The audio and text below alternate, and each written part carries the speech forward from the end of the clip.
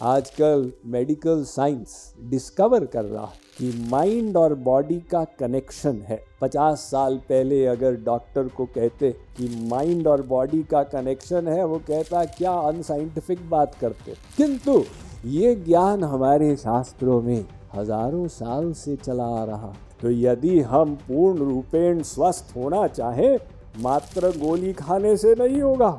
हमें अपने शरीर की देखभाल करनी होगी योगासन के माध्यम से, प्राणों की देखभाल करनी होगी प्राणायाम के माध्यम से, मन को ठीक करना होगा ध्यान आदि के माध्यम से। लेकिन मन कैसे ठीक होगा यदि बुद्धि गड़बड़?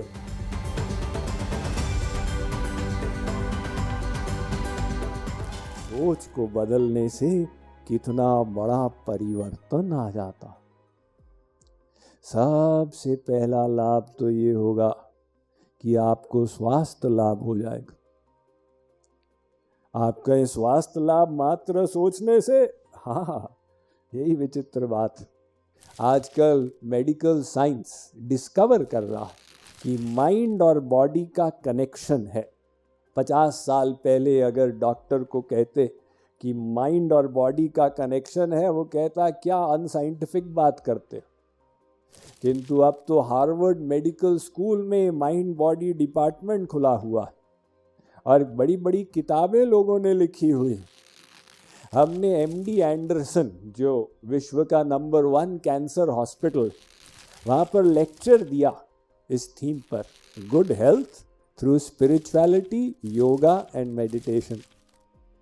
तो हॉल इतने लोगों से, विश्व के बड़े बड़े प्रोफेसर्स, डॉक्टर्स, रिसर्चर्स से भर गया। बैठने की जगह नहीं थी, लोग दीवारों के साथ खड़े थे। हमने कहा आप इतने सारे लोग आ गए, ये प्रमाण है कि आप अपने जीवन भर की मेडिकल प्रैक्टिस के आधार पर समझ गए कि विचारों और शरीर का संबंध है। किंतु ये ज्ञान हमारे शास्त्रों में हजारों साल से चला आ रहा। वेद कहते हैं भाई पंचकोश मॉडल है, ये तो अन्नमय कोश है, एक प्राणमय कोश है, लेकिन उससे परे है मनमय कोश, उससे परे है विज्ञानमय बुद्धि का, उससे परे है आनंदमय।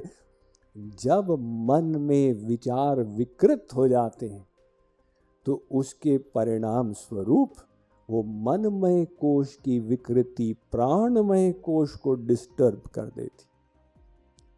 और जब प्राण डिस्टर्ब हो जाते हैं, वो डिस्टर्बेंस स्थूल शरीर में व्याधि के रूप में प्रकट हो जाती। तो यदि हम पूर्ण रूपेण स्वस्थ होना चाहें, मात्र गोली खाने से नहीं होगा। हमें अपने शरीर की देखभाल करनी होगी योगासन के माध्यम से, प्राणों की देखभाल करनी होगी प्राणायाम के माध्यम से, मन को ठीक करना होगा ध्यान आदि के माध्यम से। लेकिन मन कैसे ठीक होगा यदि बुद्धि गड़बड़? यदि बुद्धि कहती है भाई वास्तविक सुख तो 5वीं जलेबी में है, तो मन कैसे ठीक होगा? इसलिए वो विज्ञानमय कोश को ठीक करना होगा शास्त्रीय ज्ञान से, और विज्ञानमय कोश में बिठाना होगा कि असली आनंद है किधर। तो यदि हम अपने विचारों को शुद्ध कर देते हैं, ऑटोमेटिक हमारे शरीर का लाभ भी होने लगेगा। आजकल तो धीरे धीरे रिसर्च निकलती आ रही। ऐसा हमने पढ़ा कि किंग्स जॉर्ज कॉलेज में महिला कैंसर सर्वाइवर्स की रिसर्च की गई कि वो कितने साल उसके बाद जिए, और जो ज़्यादा जिए उसमें कॉमन फैक्टर क्या निकला। तो रिसर्च की फाइंडिंग रही, कॉमन फैक्टर क्या था? Positive thinking. जो पॉजिटिव थिंकिंग करते थे ऑटोमेटिक स्वास्थ्य लाभ करते हैं, और कोई नेगेटिव थिंकिंग कर ले, स्वस्थ होते हुए भी वो बीमार पड़ जाए। यानी उसकी शुरुआत मन से ही हुई। डॉक्टर लोग आपको बताएंगे एक वाइट कॉलर हाइपरटेंशन होता, मरीज का बीपी बिल्कुल ठीक है, लेकिन हॉस्पिटल गया, डॉक्टर ने लिया 130, ये बॉर्डर लाइन पे आ गए हो। अच्छा डॉक्टर साहब ऐसा कैसे हो गया? चिंता मत करो, ये वाइट कॉलर हाइपरटेंशन कहलाता। आप जो हॉस्पिटल आए, आपके मन ने सोचा मैं कुछ बीमार हूं, वो मन ने जो सोचा उसने शरीर को वैसा ही कर दिया। और इसका दूसरा होता है रिमेंबर्ड वेलनेस।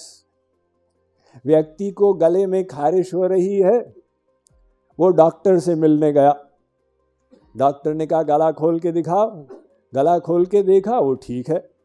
ऐसा कैसे? हम तो बीमार थे, डॉक्टर के पास गए तो ठीक हो गए। बुद्धि ने कहा आप डॉक्टर के पास जा रहे हैं तो अब ठीक हो जाना चाहिए। वो मन बुद्धि ने ही शरीर को ठीक कर दिया। तो जैसे ये साइंस आगे बढ़ रही है, जो हमारे शास्त्र की बातें हैं उनकी पुष्टि कर रही है। अर्थात आप अपने विचारों को बदलेंगे तो पहला तो स्थूल लाभ हो जाएगा अपने स्वास्थ्य का। अब इसकी अनुभूति तो प्रत्यक्ष है।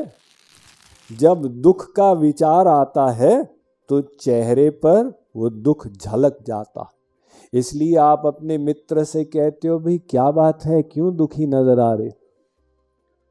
तुमको कैसे पता? तुमने मेरे विचार पढ़े हैं? नहीं, तुम्हारे चेहरे से प्रकट हो रहा। यानी वो दुख के विचार ने शरीर की आकृति को बदल दिया, और सुख का विचार भी शरीर को बदल देता है।